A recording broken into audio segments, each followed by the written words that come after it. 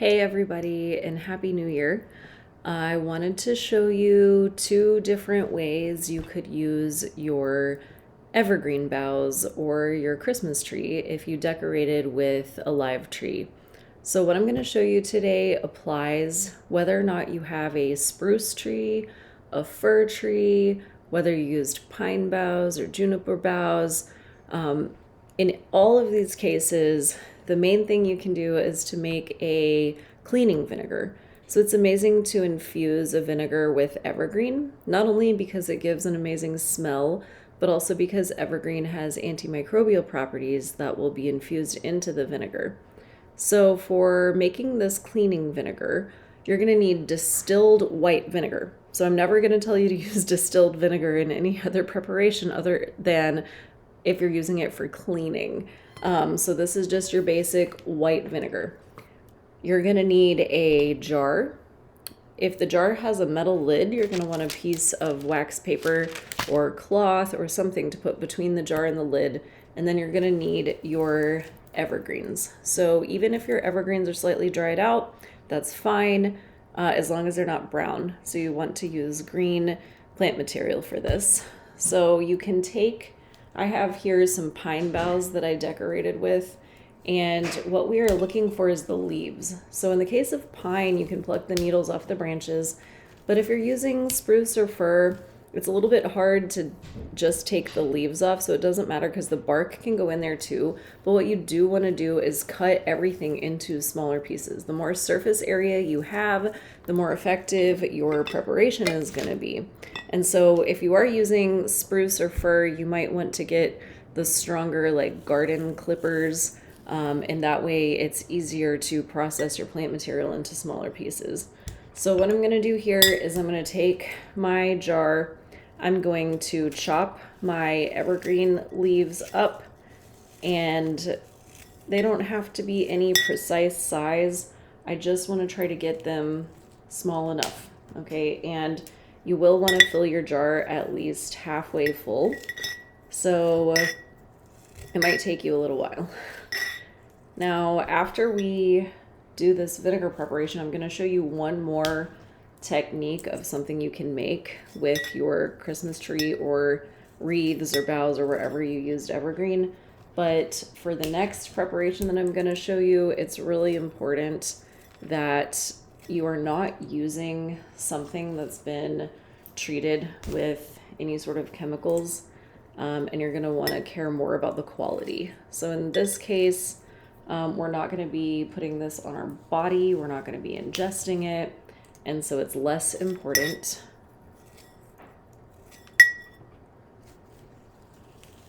Still just processing here. Now, if you're interested in more specific things that you can do with pine, more medicinal things, internal things, I do have a pine medicine bundle over on Patreon that you can check out if you want to get deeper into that. This is really just a way to not waste the plants that we love so much during the holidays.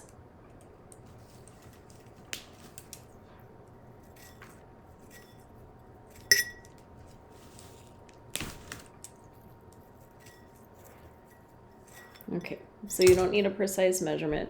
My jar is about half full of these cut needles. And so the next step is pretty simple. I'm going to take my white distilled vinegar and I'm going to fill my jar, covering the needles all the way to the top. So I do not want any air to remain in the jar. At this point, I can place my wax paper here and my metal lid on top of that. And then you will want to label this with what is inside and the date. And in 2 to 4 weeks, you can strain out these evergreens and just put your vinegar into a spray bottle and use it for cleaning anything. Kitchen counters, bathrooms, glass surfaces. I use it for almost everything. Now, if you want to fancy this up a little bit, you can also add Things like your citrus peels, or if you dried oranges to decorate and you're not going to be using them anymore, you can put your dried oranges crumbled up in here. You can add cinnamon or cloves if you want to give it more of a holiday smell or a wintry smell. And it's the same exact process: white vinegar, pine needles, and it's going to make a beautiful cleaner. So if you want to go a little deeper into herbal medicine making with your evergreens, then we're going to make an infused oil. So again, you have to be sure that your plant material is not sprayed with chemicals in order to do this method. And we start off the same way. We take our leaves, and same thing if you're using spruce or fir, it's okay if a little bit of the branches get in there. It's not going to hurt anything. The branches also have medicinal properties. And we want to chop them into smaller pieces, putting them in a clean glass jar. We are using the folk method here, so that means that we're not doing precise measurements. We're just eyeballing it. If you want to do more, if you want to do less, if you have more or have less, just work with what you have. It's not super crucial because you're still going to get medicine using what you have, which is what I love about folk herbalism.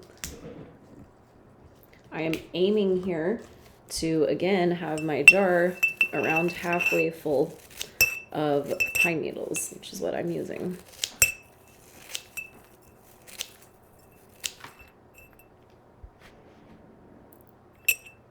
Okay, so that's about good. And the next step is going to help us potentiate this infused oil and make it a little more fragrant and a little more medicinally potent.